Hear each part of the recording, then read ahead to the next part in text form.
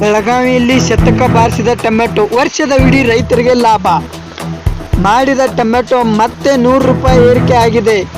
ಅಂತಹ ಗ್ರಾಹಕರು ಬೆಳಗಾವಿ ಮಾರುಕಟ್ಟೆಯಲ್ಲಿ ಟೊಮೆಟೊ ಬೆಲೆ ಕೇಳಿ ಶಾಕ್ ಆಗಿದ್ದಾರೆ. ಟೊಮೆಟೊ ಬೆಲೆ ಹೆಚ್ಚಳದಿಂದ ರೈತರಿಗೆ ಫುಲ್ ಖುಷಿಯಾಗಿದೆ. ಇಂತಹ ಬೆಲೆ ಹೆಚ್ಚಳದಿಂದ ಜನರು ಟೊಮೆಟೊ ಪರ್ಯಾಯವಾಗಿರುವ ಹುಣಸೆ ಹಣ್ಣಿನ ಖರೀದಿ ಕಡೆಗೆ ಮುಖ ಮಾಡ್ತಾ ಇದ್ದಾರೆ.